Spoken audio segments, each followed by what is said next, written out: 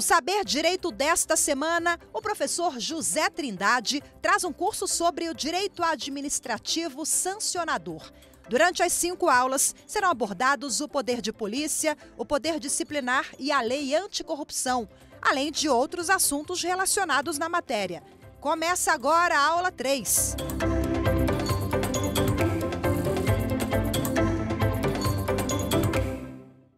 Olá! Na aula de hoje, nós vamos trabalhar a Lei Anticorrupção, uma lei de 2013 que trouxe uma verdadeira revolução para o combate à corrupção no Brasil, especialmente a corrupção praticada por empresas contra o Estado brasileiro.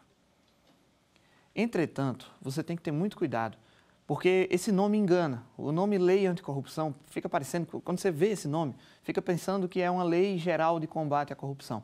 É uma lei que visa combater qualquer tipo de corrupção, que visa destacar qualquer prática errada no Brasil e tudo mais, mas na verdade não é.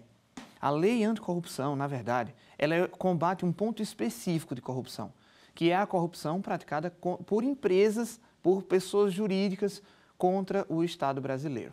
Porque a gente viveu um período em que foi muito destacado esse prejuízo trazido por algumas empresas e algumas empresas que tinham verdadeiras estruturas montadas para a corrupção, empresas que tinham departamentos voltados especificamente para a corrupção, empresas que tinham softwares específicos para fazer a contabilidade dos valores ilícitos a serem pagos a agentes públicos.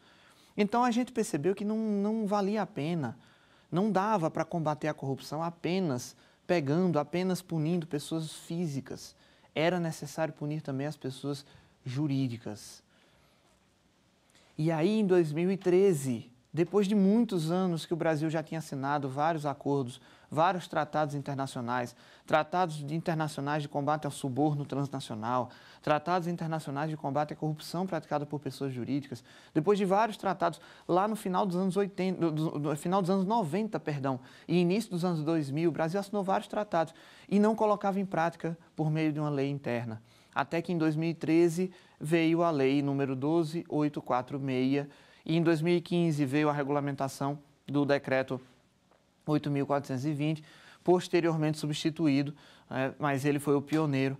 Então, em 2013, veio essa regulamentação a respeito da lei anticorrupção. E o que vem a ser, então, a lei anticorrupção? Ela se autodefine, como toda boa lei, ela coloca a definição do seu objeto logo no seu início, logo no artigo 1º. A lei trata da responsabilização das pessoas jurídicas por atos lesivos contra a administração pública. E aí eu lembro com você, responsabilização significa sanção. E essa lei traz a responsabilização administrativa e civil da pessoa jurídica por atos lesivos praticados contra a administração pública nacional e estrangeira. Mas como é essa responsabilização? Como são os processos para aplicar uma sanção, já que não existe sanção sem processo no Brasil? Toda sanção deve ser precedida de um processo. Como são, então, os processos previstos na Lei 12.846? Quais pessoas jurídicas estão sujeitas à incidência dessa lei? Como é que vai funcionar a responsabilização administrativa? Como é que funciona a responsabilização civil dessa pessoa jurídica? Quais são os atos lesivos? Contra quem esses atos lesivos são praticados para gerar essa responsabilização? Tudo isso é o que a gente vai ver a partir de agora na aula de hoje. Primeiramente, a lei define qual o âmbito de atuação, o âmbito de incidência. Quais são as pessoas jurídicas que sofrem a incidência dessa lei, que estão sujeitas à responsabilização dessa lei. E olha só, estão sujeitas à incidência desta lei, à responsabilização da Lei 12.846, em regra, todas as pessoas jurídicas, salvo algumas exceções. Mas quase todas as pessoas jurídicas presentes no ordenamento jurídico brasileiro estão sujeitas à responsabilização por meio desta lei. Eu estou falando, então, das sociedades empresárias, as empresas, não é? Porque, na verdade, a gente não chama de empresa tecnicamente, porque empresa, para o Código Civil, empresa é a atividade. É a atividade econômica que visa ao lucro, a atividade econômica organizada que visa ao lucro. Empresa é a empreitada econômica, a atividade econômica organizada. Então, a pessoa jurídica que você monta para exercer essa atividade empresarial é a sociedade empresária. A sociedade empresária, então, que pode ser limitada, pode ser anônima, pode ser uma sociedade incomandita simples, incomandita por ações, enfim. A sociedade empresária, qualquer sociedade empresária, está sujeita, então, à responsabilização da Lei 12.846. Assim como também a sociedade simples, aquelas sociedades de atividade intelectual, que não são propriamente empresárias. São as sociedades, por exemplo, formadas por médicos para montar uma clínica, um hospital, as sociedades formadas por advogados nos seus escritórios de advocacia. Então, essas sociedades simples, em que predomina a atividade intelectual, também podem ser punidas com base na Lei 12.846. Também podem ser punidas com base nesta lei as associações, as fundações, ou seja, pessoas jurídicas sem fins lucrativos, mas que também se figurem lá no Código Civil como pessoas jurídicas. E não importa se essas pessoas jurídicas estão funcionando corretamente ou se estão funcionando de forma ilegal, se elas existem juridicamente ou se elas só existem de fato. Por exemplo, a personalidade jurídica de uma sociedade empresária começa quando ela é registrada no cartório, na junta comercial. A sociedade empresária, então, ela tem que ser registrada em cartório para ela existir. A personalidade jurídica, ou seja, a existência jurídica, a capacidade jurídica dela de ter direitos e obrigações, começa com o registro na junta comercial. Uma fundação, uma associação, também, mesma lógica, só existe a partir do registro no cartório. Mas mesmo que você monte uma sociedade empresária, por exemplo, sem registrar na junta comercial, mesmo que você e alguns amigos se juntem para praticar atividade econômica organizada, se juntem para praticar uma atividade empresarial, mas não cumpriram a formalidade de registrar em cartório, ou seja, essa sociedade, juridicamente, ela não existe, mas no plano dos fatos ela está funcionando. Você está vendendo coisas, você está exercendo atividade empresária. Aquela reunião de pessoas está existindo de fato, embora não exista de direito porque não está registrada na junta comercial. Isso não importa. A Lei 12.846 vai pegar esses casos também. Ou seja, a Lei 12.846 se aplica às sociedades de fato e de direito. Ou seja, às pessoas jurídicas que existem devidamente registradas, mas também aquelas que ainda não se registraram, mas já funcionam na prática. A Lei 12.846 só exclui do seu campo de atuação os partidos políticos e as organizações religiosas. Existem discussões, existe discussão na jurisprudência, existe discussão doutrinária, se os partidos políticos e as organizações religiosas estariam sujeitas à responsabilização por meio da Lei 12.846, porque afinal são pessoas jurídicas como outras quaisquer, com algumas peculiaridades que, em tese, não justificariam a exclusão da lei anticorrupção. Entretanto, na ausência de previsão expressa na lei e na ausência de um julgado vinculante, por exemplo, do STF, ou pelo menos um julgado na sistemática repetitiva do STJ, na ausência de previsão nesse sentido, você deve lembrar que a lei não menciona, na lista de pessoas jurídicas submetidas à sua responsabilização, a lei não menciona os partidos políticos e as organizações religiosas. Então, da lista de pessoas jurídicas previstas no Código Civil, você exclui partidos políticos, organizações religiosas. Todo o resto está sujeito à punição, está sujeito à responsabilização por meio desta lei. Mas essa lei traz, então, uma responsabilização para a pessoa jurídica, mas uma responsabilização de que tipo? Vimos na aula anterior que o agente público, pessoa física, está sujeito a 3 responsabilizações. A responsabilização administrativa, a responsabilização civil e a responsabilização criminal. Mas a pergunta é, pessoa jurídica que não tem existência física no mundo, tem como ser criminalmente responsabilizada? A verdade é que até tem. Por exemplo, no direito ambiental, você tem normas que prevêem responsabilização criminal para pessoas jurídicas. Mas aqui no nosso campo de estudo, não. Aqui, pessoa jurídica não tem liberdade de locomoção. Então, não tem como eu estabelecer uma sanção penal para uma pessoa jurídica, porque ela não existe, ela não tem um corpo físico no mundo. Ela é uma ficção jurídica, embora essa corrente da ficção jurídica não seja mais precisa hoje em dia, mas ela para o que a gente precisa entender aqui, dá para pensar assim, a pessoa jurídica é uma ficção, então ela não tem como ter uma responsabilização corpórea, uma responsabilização penal. Sobram então para ela as responsabilizações administrativa e civil. A responsabilização administrativa a ser imposta pela própria administração pública, por meio de processo administrativo. A responsabilização civil a ser imposta pelo Poder Judiciário, por meio de uma ação judicial. Mas essa responsabilização administrativa e civil, ela vem em razão de quê? Ela se aplica em razão de quê? Ela se aplica para a empresa que fizer o quê? Para a empresa, e eu falo empresa aqui, toda vez que eu falar empresa, você já pode pensar, pessoa jurídica. Eu falo empresa porque, na prática, a grande maioria das responsabilizações, das sanções, são aplicadas para empresas.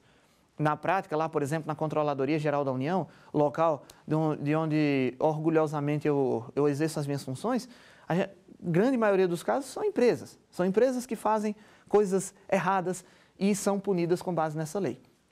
Mas toda vez que eu falar empresa aqui, se você escutar falando empresa, é vício por conta da prática. Mas, na verdade, quando eu falo empresa, você deve pensar qualquer pessoa jurídica. Mas, enfim, essa responsabilização vai incidir sobre a pessoa jurídica que fizer o quê? Que praticar ato lesivo contra a administração pública nacional ou estrangeira. E que atos lesivos são esses? A lei define no seu artigo 5º. Configuram atos lesivos contra a administração pública nacional ou estrangeira os mais importantes: prometer, oferecer ou dar vantagem indevida a um agente público em razão de suas funções. Isso daí é o famoso, popularmente conhecido como pagar propina. Mas veja que aqui não é pagar propina, é prometer, oferecer ou dar vantagem indevida. E outra coisa, não precisa ser só dinheiro, pode ser qualquer tipo de vantagem indevida. Já tivemos aqui no Brasil, por exemplo, uma empresa que foi punida com base nessa lei porque ela deu ingressos para a Copa do Mundo para servidores públicos em cuja atuação ela tinha interesse. Então, ela deu cortesias da Copa do Mundo, ingresso, hospedagem, transfer para o dia do jogo, uma recepção no camarote, etc. Não teve nada de dinheiro oferecido, não teve nada de dinheiro entregue, mas houve uma vantagem indevida para esses servidores. Então, essa empresa foi punida com base nesse inciso do artigo 5º, inciso 1º do artigo 5º da lei: prometer, oferecer ou dar vantagem indevida.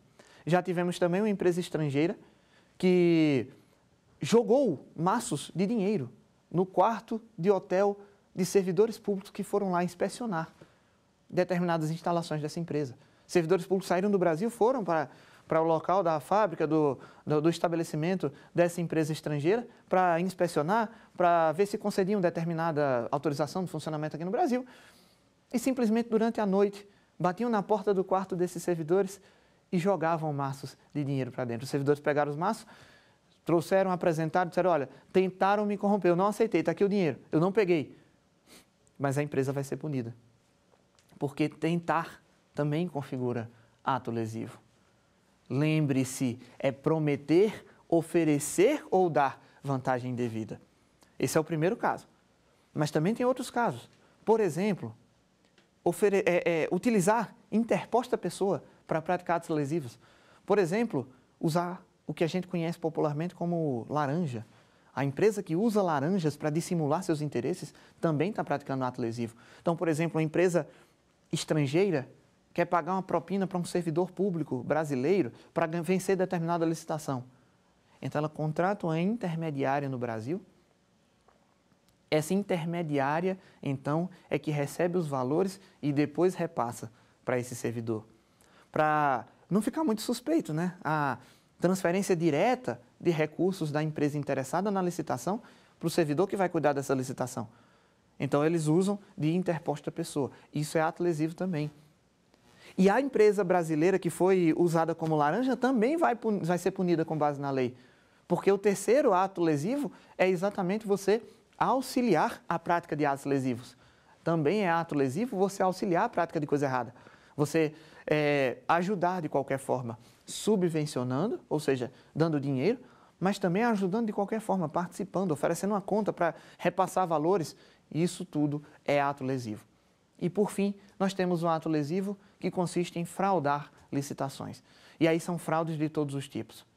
São fraudes que vão desde o meio direto de pagar o servidor responsável para fraudar o caráter competitivo da licitação, direcionando a licitação para a vitória de determinada empresa, passando também por usar empresas fantasmas, por usar táticas variadas. Tá? A gente tem vários casos de simulação de competição na licitação.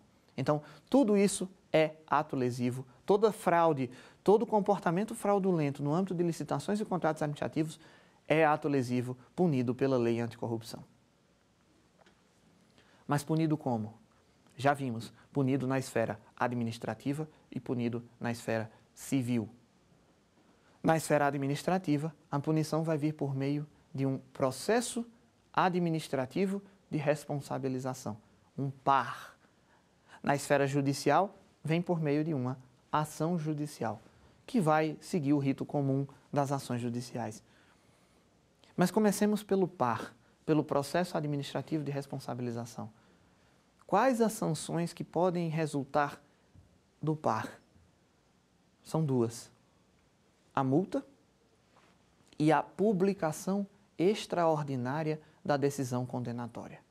Multa e publicação extraordinária da decisão condenatória são as duas sanções que podem advir do PAR. Essa multa é bem pesada. A multa vai de 0,1% a 20% do faturamento bruto da pessoa jurídica no exercício anterior à instauração do PAR. Faturamento bruto descontado dos tributos. Então, eu pego tudo que a empresa arrecadou, tudo que a pessoa jurídica arrecadou no exercício financeiro anterior, desconto os tributos e aí eu tenho a base de cálculo da minha multa. E aí eu vou aplicar o percentual de 0,1% a 20%. A publicação extraordinária da decisão condenatória, apesar de parecer simples, muitas vezes é pior para a empresa do que a multa. A multa ela paga, ela entrega o valor, sacrifica um pouco ali, paga o valor, beleza, resolveu. A publicação extraordinária da decisão condenatória, eu vou fazer a empresa, vou obrigar a empresa do seu próprio bolso pagar anúncios em jornal de grande circulação, uma vez, e deixar um tempo aquele anúncio no sítio oficial da empresa, no site oficial da empresa, da PJ, publicando o extrato da decisão condenatória, um resumo de que ela foi condenada por corrupção. No Brasil de hoje em dia, uma empresa admitir para todo mundo em seu site oficial que foi condenada por corrupção é um prejuízo grande à imagem dessa empresa.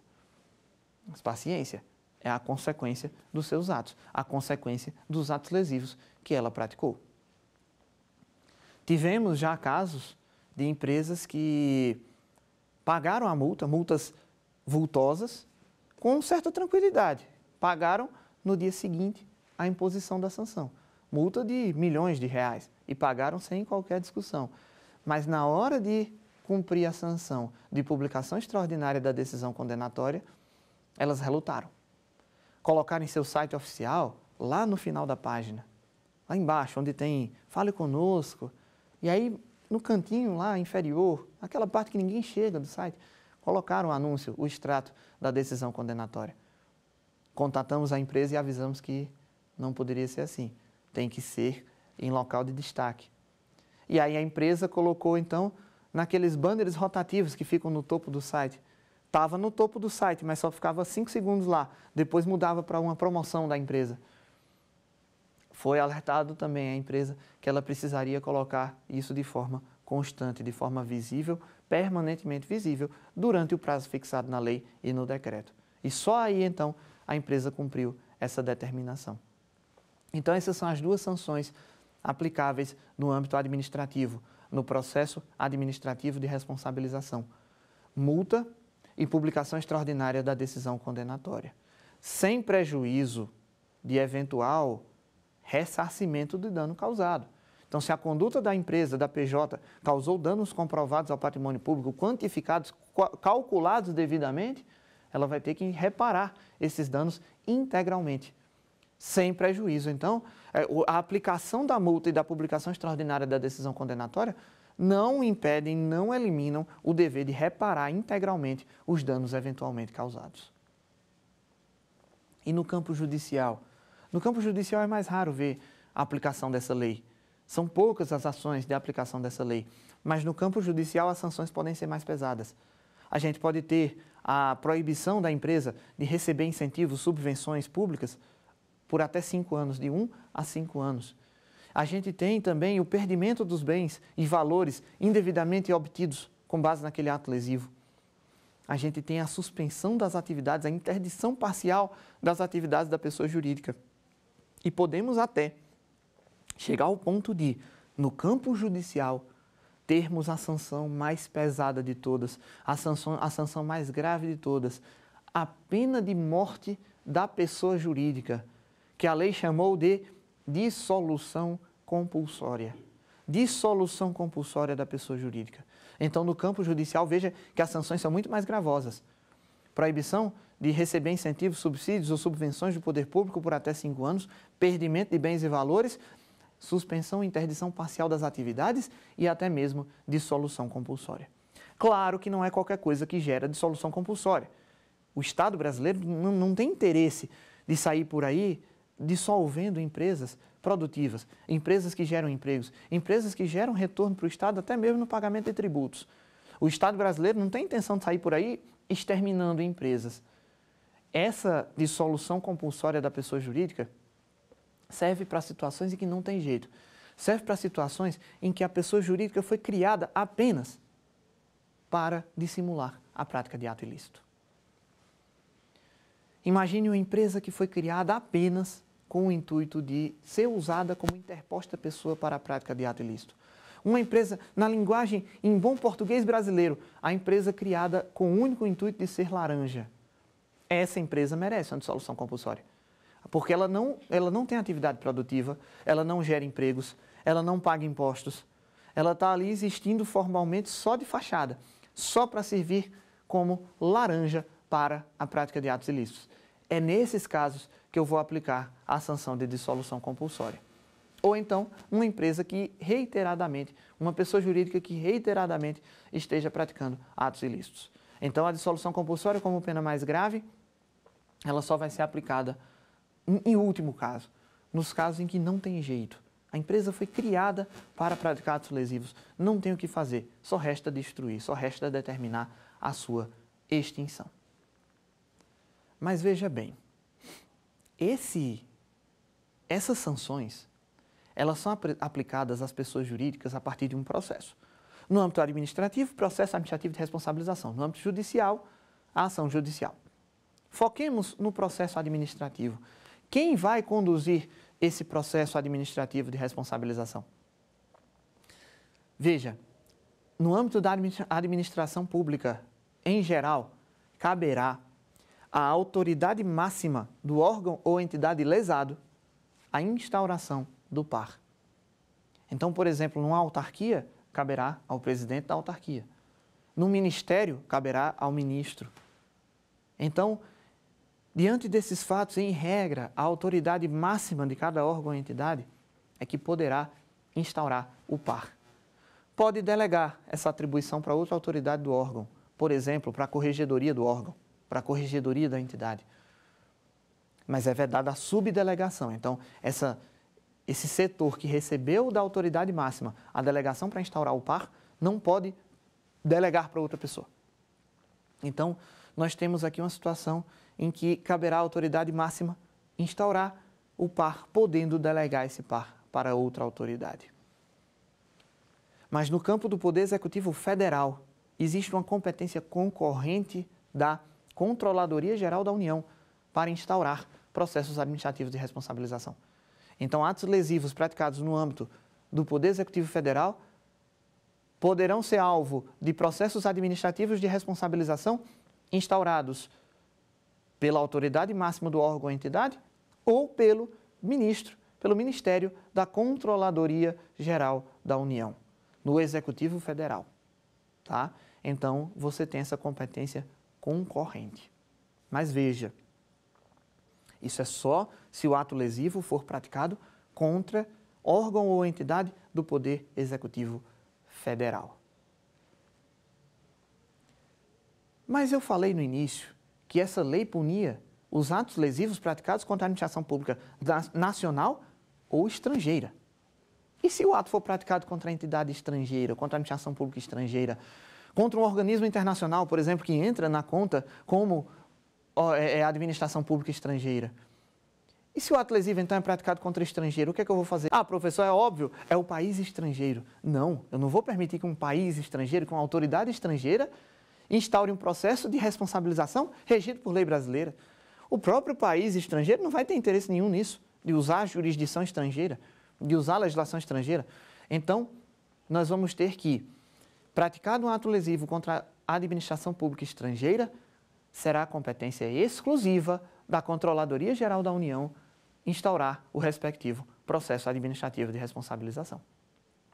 Beleza? Então, cabe à autoridade máxima de cada órgão ou entidade instaurar o par. No Poder Executivo Federal, caso a vítima seja órgão ou entidade do Poder Executivo Federal, competência concorrente da CGU. Se a vítima for a administração pública estrangeira, competência exclusiva da CGU.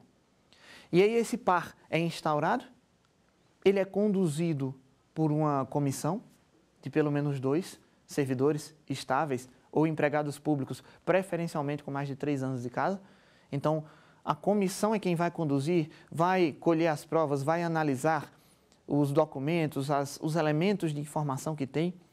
Iniciado o processo, ela já promove o indiciamento da empresa, da pessoa jurídica acusada, indicando de que ela está sendo acusada, quais os elementos colhidos até então e chamando a empresa para se defender.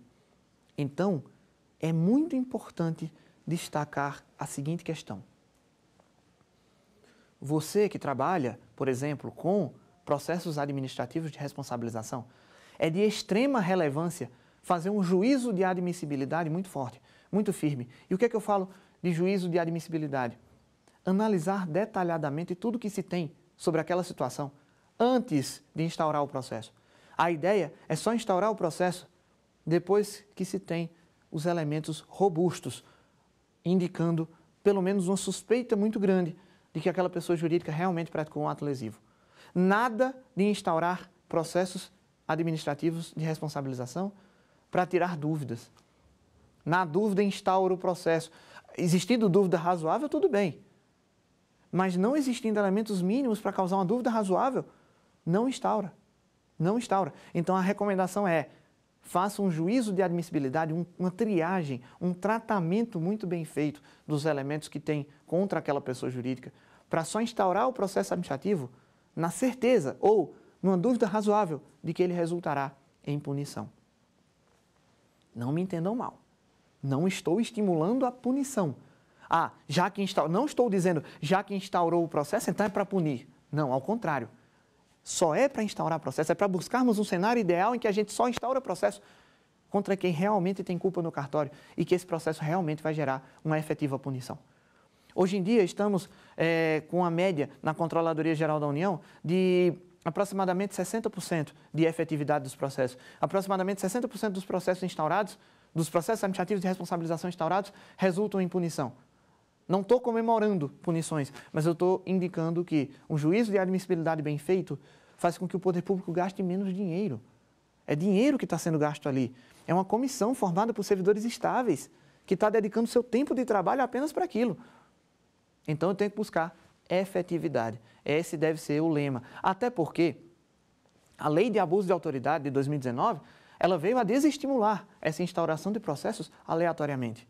Ela veio desestimular a instauração de processos pela mera instauração, apenas para dar uma resposta. Teve essa denúncia aqui, instauramos o processo só para dar um retorno à sociedade. Quem instaura processo sem o devido cuidado, por si só, isso não é uma conduta que gera abuso de autoridade.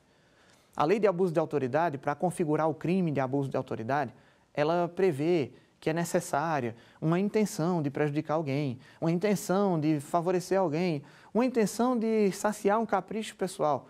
Então, não estou dizendo que instaurar processo sem o devido cuidado configura crime de abuso de autoridade.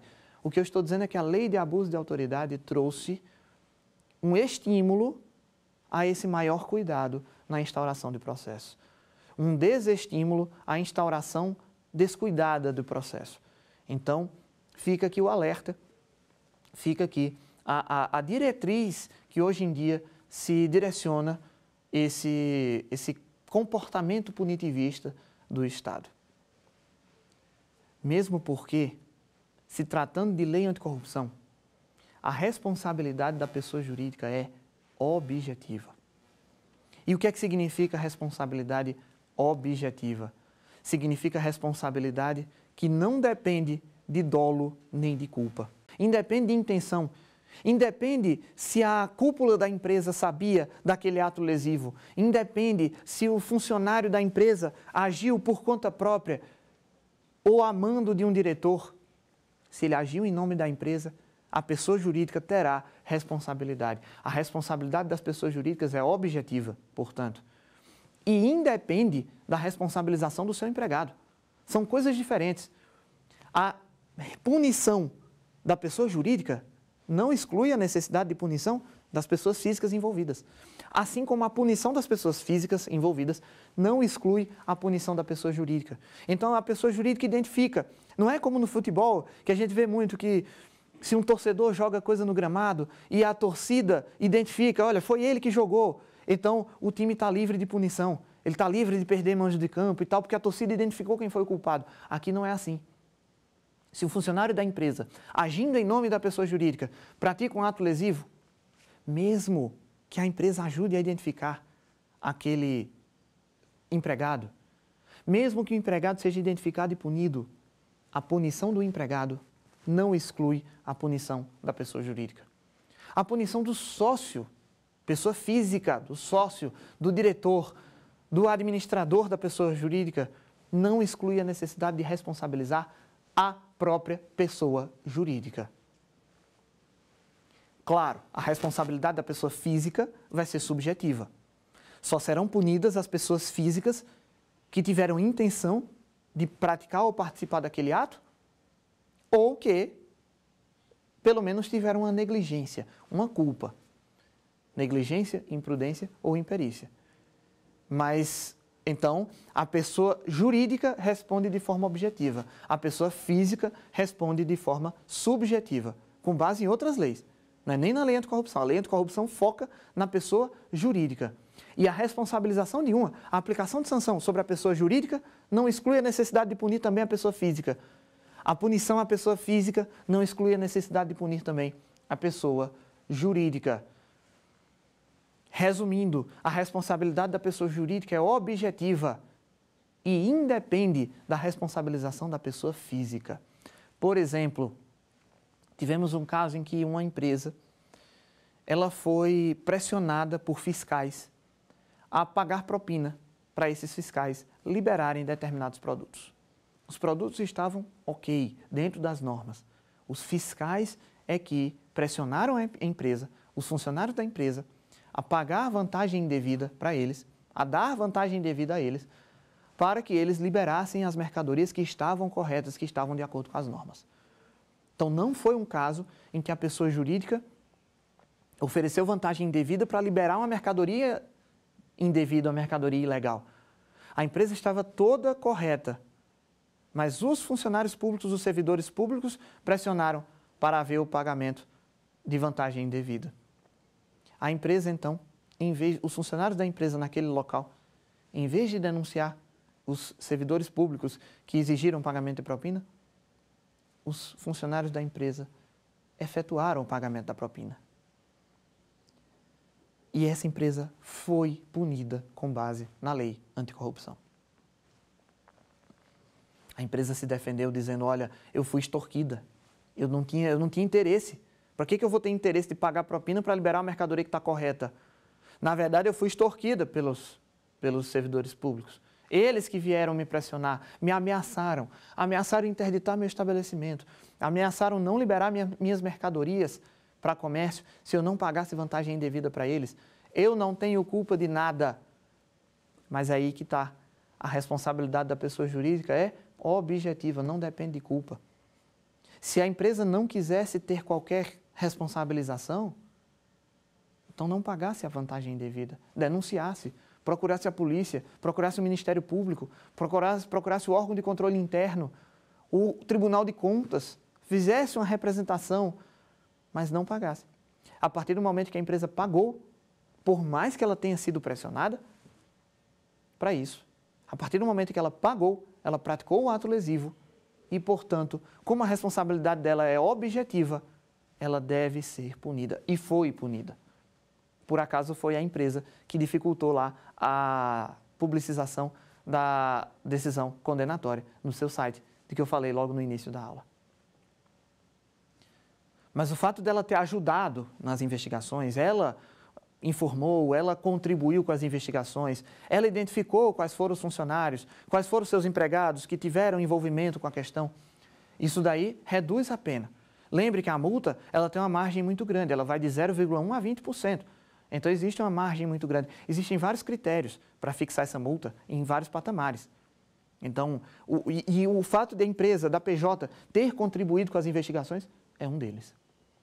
E, além de tudo, existe aqui, na lei anticorrupção, a possibilidade de resolução consensual do problema.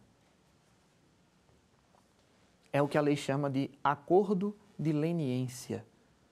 O que é um acordo de leniência? É uma forma de resolver pelo consenso. Hoje em dia, o direito administrativo sancionador está tendo grandes interferências, grandes influências do consensualismo, da consensualidade, da busca pela resolução consensual dos conflitos. Então, no âmbito do poder disciplinar, por exemplo, que nós vimos na aula passada, a gente hoje em dia tem o termo de ajustamento de conduta, o TAC, para infrações de menor potencial ofensivo. No direito penal, a gente tem o acordo de não persecução penal, o acordo de colaboração premiada, que reduzem as sanções aplicáveis se a pessoa contribuir e colaborar com a persecução penal. No âmbito da improbidade administrativa, nós temos o acordo de não persecução civil, em que a pessoa pode se livrar de algumas sanções se contribuir, se reconhecer a prática do ilícito, se reverter o dano causado. Aqui na lei anticorrupção também temos a nossa forma consensual de resolução dos conflitos. A gente tem aqui na lei 12.846 o acordo de leniência. Essa figura que representa um acordo entre o Estado e a pessoa jurídica acusada de praticar um ato lesivo. De modo que eu vou ter vantagens para os dois lados. Qual a vantagem que o Estado oferece para a pessoa jurídica celebrar esse acordo de leniência? Primeiro, ela pode ter uma redução de até 2/3 no valor da multa. Isso é muita coisa, 2/3. Redução de até 2/3 do valor da multa. Ela pode ficar livre da condenação, da publicação extraordinária da decisão condenatória. Lembra que eu falei que muitas empresas acham pior essa sanção do que a multa? Então, o acordo de leniência permite à pessoa jurídica se livrar dessa sanção de publicação extraordinária da decisão condenatória. Tá? E pode livrar também uma sanção judicial, que é a proibição de receber incentivos e subsídios públicos por até 5 anos. Mas no âmbito administrativo, então, veja só, esse acordo de leniência, ele pode excluir, das duas sanções administrativas aplicadas via par, o acordo de leniência vai excluir uma e reduzir bastante a outra, reduzir em até 2/3 a multa. O acordo de leniência só não vai eliminar o dever de reparar os danos causados. Aí, realmente, causou dano ao patrimônio público, não tem acordo que dê jeito. Causou dano ao patrimônio público, vai ter que reparar, vai ter que ressarcir, vai ter que compensar integralmente, sem redução e sem afastamento.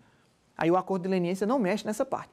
Ele só mexe nas duas sanções administrativas e numa sanção judicial. Nas sanções administrativas, ele exclui a publicação extraordinária da decisão condenatória e reduz a multa em até 2/3. Mas qual é a vantagem para o Estado de celebrar esse acordo de leniência? Os objetivos do Estado com o acordo de leniência são 2.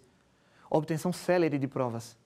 A PJ que celebra o acordo de leniência, ela vai entregar ao Estado diversas provas, diversos elementos que permitem ao Estado ter certeza sobre a prática daquele ilícito sem precisar investigar, sem precisar gastar dinheiro, investir dinheiro em investigação, em apuração. O tempo reduz, O tempo do par se reduz, o trabalho que dá no par se reduz. Aqueles mesmos servidores da comissão do par conseguem fazer vários pares dessa forma. Então, traz um benefício para o Estado. Mas o maior benefício nem é esse. O objetivo principal do acordo de leniência é permitir que o Estado identifique os demais envolvidos naquele ato ilícito. Uma das maiores dificuldades do Estado, dos órgãos de investigação, dos órgãos de controle, principalmente em licitações, é identificar esquemas, identificar todos os envolvidos nos esquemas de fraude dessa licitação. Na maioria dos casos, e eu digo isso com a experiência de quem já trabalhou em Ministério Público e de quem trabalha em órgão de controle interno, na grande maioria dos casos, só se descobre um esquema de licitação quando alguém denuncia. Quando geralmente algum dos envolvidos fica insatisfeito com o esquema e denuncia aquele esquema. Se o esquema de fraude a uma licitação for bem feito, é muito difícil descobrir. Claro, tem os esquemas de fraude e licitação que são feitos de forma amadora, vamos dizer assim. Por exemplo, as propostas entregues ao poder público são todas redigidas pela mesma pessoa. E aí, saem do mesmo computador, a gente identifica o mesmo IP do computador. Ou então tem os mesmos erros de português, nos mesmos locais. Então fica fácil identificar que aquelas várias propostas foram feitas pela mesma pessoa.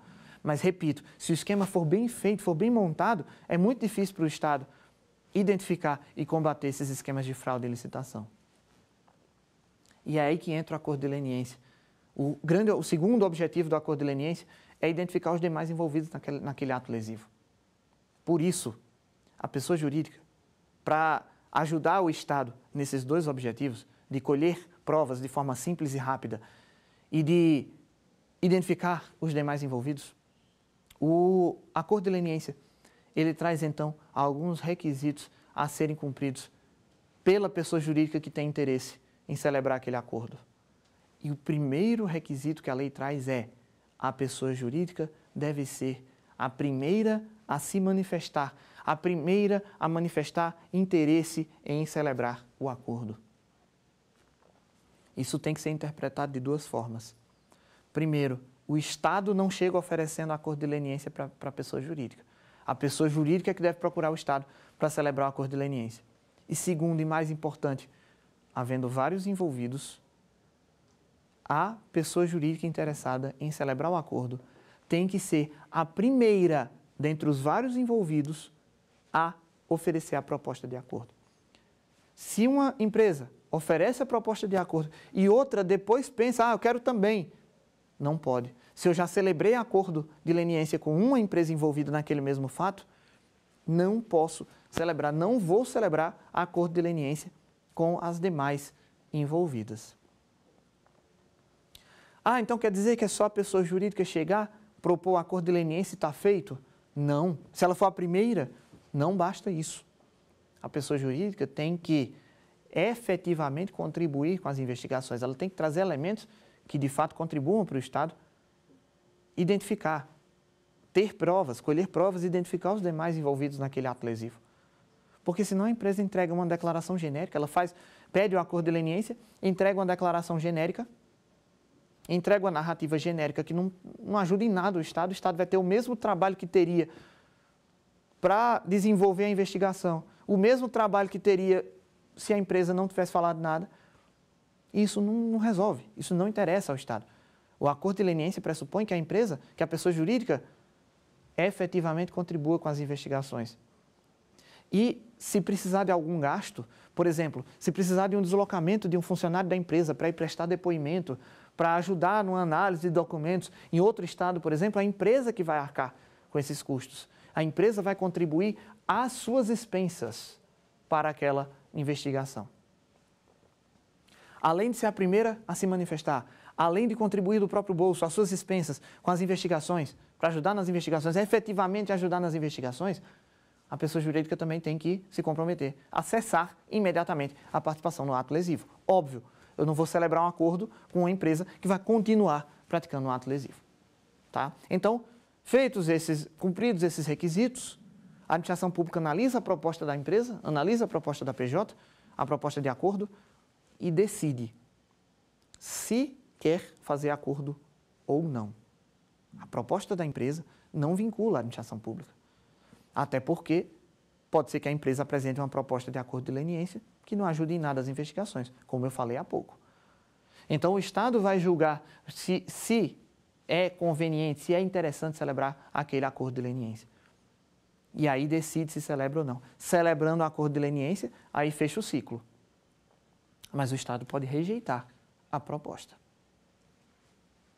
Mas aí, tome cuidado, poderia haver uma injustiça, uma prática desleal por parte do Estado aqui. Por exemplo, a empresa apresenta a proposta de acordo de leniência, entrega todos os elementos que ela tem sobre aquele fato, entrega provas concretas, entrega elementos concretos que permitem ao Estado aplicar uma punição, descobrir realmente, comprovar a prática do ato ilícito e aplicar punições sobre todos os envolvidos. O Estado, então, poderia ler essa proposta de acordo de leniência, conhecer todos os elementos e simplesmente rejeitar a proposta de acordo de leniência e punir a empresa com base naquela proposta. Mas para evitar isso, a lei, o legislador foi precavido. E o legislador disse o seguinte, a lei anticorrupção prevê o seguinte, a proposta rejeitada de acordo de leniência não pode ser utilizada para condenar a empresa que propôs esse acordo. A administração pública não pode aproveitar o que a empresa entregou, rejeitar a proposta e usar isso para condená-la. Obviamente, o Estado pode. A empresa entrega uma proposta de acordo, o Estado não gosta da proposta, a administração pública rejeita a proposta e segue com o par contra aquela empresa. No âmbito do par, o Estado consegue obter provas que levam à condenação e condena. Isso aí não tem problema. O problema é rejeitar a proposta e usar aquilo que a proponente entregou para condená-la. Aí realmente é deslealdade, aí realmente viola o princípio da boa-fé. Por isso, inclusive, que, por exemplo, na Controladoria Geral da União, são dois setores diferentes que abordam esse tema. A diretoria de acordo de leniência é diferente da diretoria de responsabilização, a diretoria que conduz os processos administrativos de responsabilização, para evitar essa interferência. Então, esse é o panorama geral da lei anticorrupção. Vamos testar nossos conhecimentos?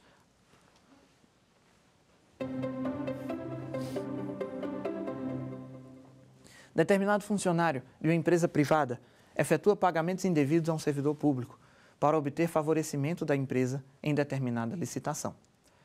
Isso é um ato lesivo, né? Como nós já comentamos.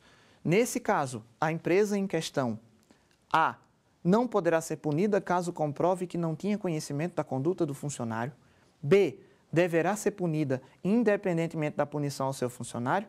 C, não poderá ser punida porque o ato não se enquadra na disciplina da lei anticorrupção. E D, deverá ser punida caso comprovada sua negligência na situação. E aí, já sabe a resposta? Vamos então ver aqui. A nossa resposta é a alternativa B. A empresa deverá ser punida, mesmo que independentemente da punição ao seu funcionário.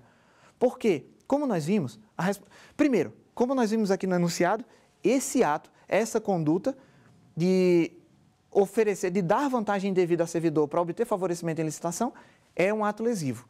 Então a letra C já está fora, porque o ato se enquadra como ato lesivo previsto na lei anticorrupção. E a responsabilidade da pessoa jurídica é objetiva. Então, eu não preciso ter negligência, como diz a letra D. Eu não preciso comprovar que a empresa sabia da conduta do funcionário, como diz a letra A. A responsabilidade da empresa é objetiva e ela deve ser punida, independentemente do seu funcionário também ser. Então, nós temos aqui a letra B. Então, vamos agora a mais um teste do nosso conhecimento.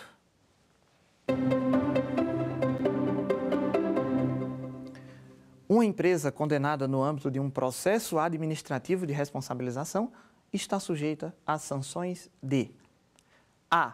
Multa e suspensão das suas atividades. B. Multa e publicação extraordinária da decisão condenatória. C. Dissolução compulsória e multa. E D. Perdimento dos bens e multa. Encontrou sua resposta? Cuidado, porque aqui a gente tem uma questão um pouco complexa, porque tem todas essas sanções são possíveis para uma pessoa jurídica.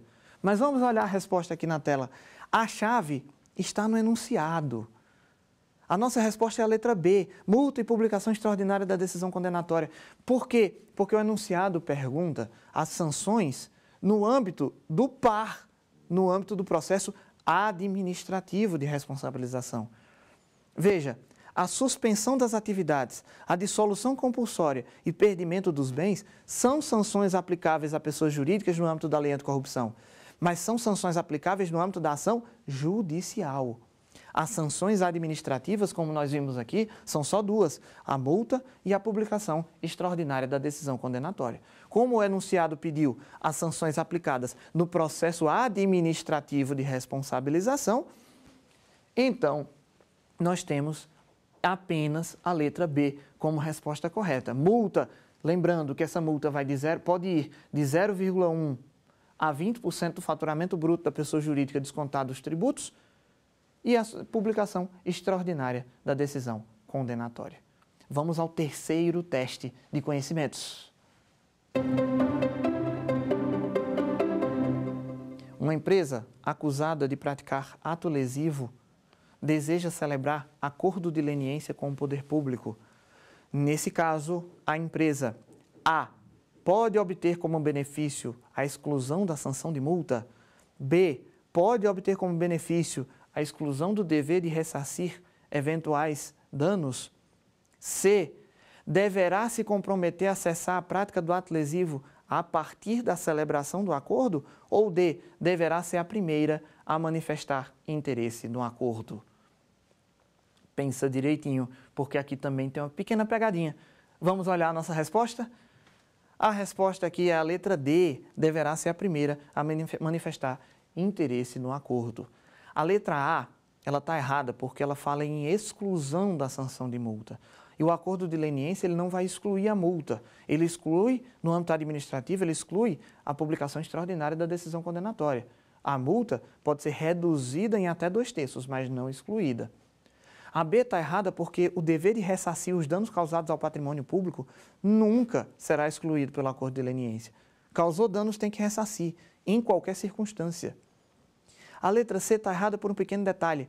A empresa realmente, ela quer celebrar um acordo de leniência, ela tem que ser a primeira a se manifestar sobre aquele, perdão, ela tem que se comprometer a cessar a prática do ato lesivo.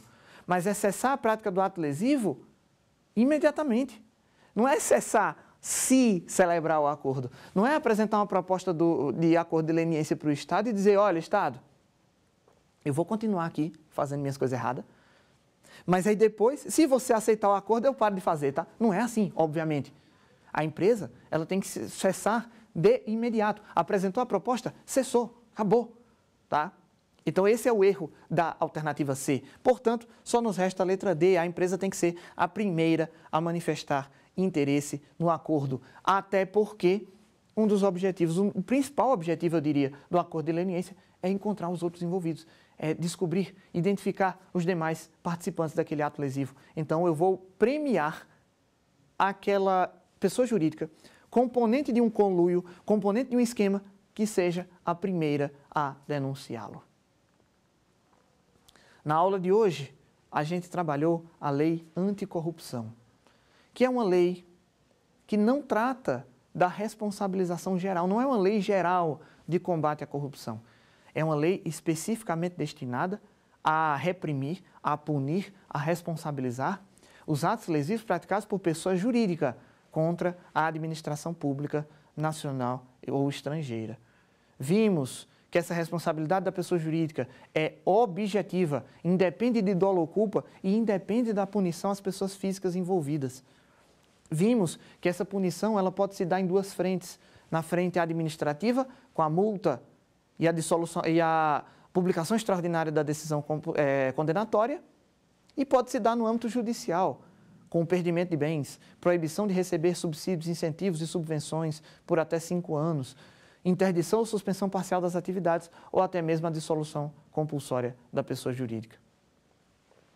mas vimos que é possível resolver a questão pela via consensual, pelo acordo de leniência, em que a empresa, cumprindo determinados requisitos, ela poderá se livrar da sanção de publicação extraordinária da decisão condenatória, se livrar da sanção de proibição temporária de receber incentivos ou subsídios públicos e pode reduzir a sanção de multa, sem jamais se livrar do dever de ressarcir eventuais danos causados ao Estado. Na próxima aula, trabalharemos a improbidade administrativa, uma lei altamente controversa. Está tendo muita discussão jurisprudencial, sendo alvo de diversos questionamentos judiciais por ter sofrido uma alteração no ano de 2021 que mudou grande parte de suas disposições, mudou, eu diria, até mesmo a sua essência. A gente vai estudar, então, o que é a improbidade, o que é um ato de improbidade, como ele é punido, quem pratica atos de improbidade, quem pode punir, quais são as sanções. Tudo isso a gente vê no estudo do sistema da improbidade administrativa. Espero você na próxima aula. Um grande abraço e bons estudos. Quer dar alguma sugestão de tema para os cursos do Saber Direito? Mande um e-mail para a gente, saberdireito@stf.jus.br, ou entre em contato pelo WhatsApp. O número é esse que aparece na sua tela. Você também pode estudar pela internet. Acesse o nosso site tvjustiça.jus.br ou pode rever as aulas no canal do YouTube TV Justiça Oficial.